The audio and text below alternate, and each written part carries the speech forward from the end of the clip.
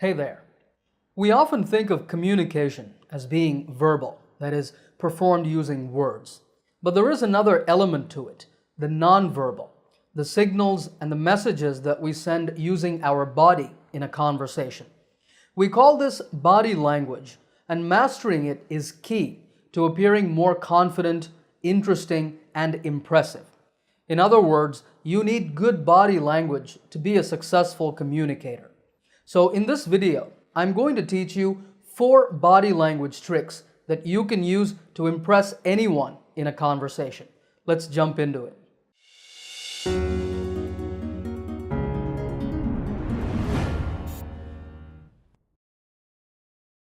Number 1 is something I'm sure you've heard many times when it comes to body language: smile. Your smile should express your confidence and enthusiasm.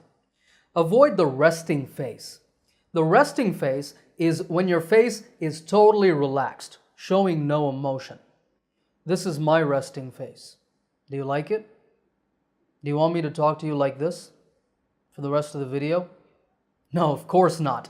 Isn't this a lot better? However, a word of caution. It's just not humanly possible to smile all the time. If you keep smiling artificially, your facial muscles will grow tired and your smile will look fake. And a fake smile can actually have a negative effect on your listener. So the solution is smile broadly at the start of the conversation, that is, when you meet someone, and at the end when you say goodbye. But during the rest of the conversation, wear a soft smile on your face, just enough to show that you're engaged in the discussion. This will make you appear genuine and fully present. Number 2 is make eye contact. You should do this both when you're speaking and when you're listening. After all, the most annoying thing is when you're talking to somebody and their eyes are darting all across the room. Instead, in any conversation, your focus should be your partner's eyes. But of course, I realize that there is a problem with that. When we keep looking into someone's eyes without looking away, it can get uncomfortable pretty quickly, with a lot of tension building up between the two pairs of eyes. So here's a simple rule for you to follow. Make eye contact and hold it for a few seconds, about 7 to 10 seconds. You don't have to count in your head. Just hold eye contact until you start to feel that tension. Then blink away to the side, just a little bit, and blink back. This will release that tension. Now, I say blink because if I'm looking at you and I suddenly look away, it's too distracting. So, eye contact for a few seconds as we're talking. You start to feel the tension building, you blink away, and then you blink back. Practice this until it feels natural. Number 3 is use good posture. Posture refers to how you stand or sit, basically how you position your body. There are 3 keys to good posture. The first is keep your back straight. One of the most common mistakes I see in my trainees, both in conversations and in public speaking situations, is a rounded back with hunched shoulders. This signals a lack of confidence. At the same time, you don't want to puff up your chest like you're ready for a fight. So imagine a piece of thread, a string, going up your spine, up through the back of your head, and out from the top like you're a puppet. Now, what would happen if somebody pulled on the thread?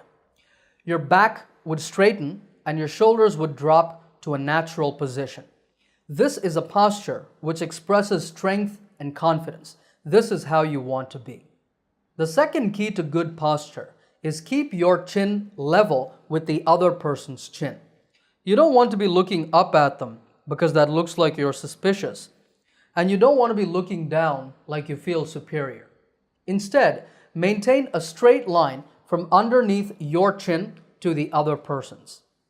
Even if that person is taller or shorter than you, this straight line will make sure that your eyes are centered on theirs. The final element of good posture is keep the center lines aligned. Now, you might be surprised to hear this, but the center line of your body is actually what indicates your point of interest. Let me demonstrate. Now, I'm looking at you, my face is pointed towards you, and I'm talking to you, But am I really interested in you? Where's my point of interest?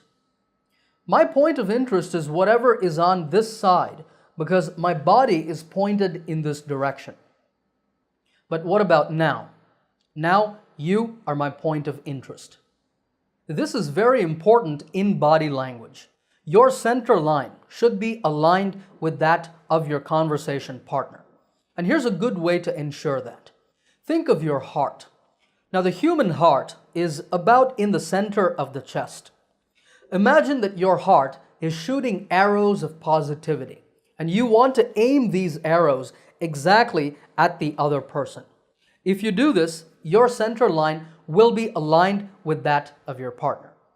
This position shows that you are fully engaged and interested in this conversation.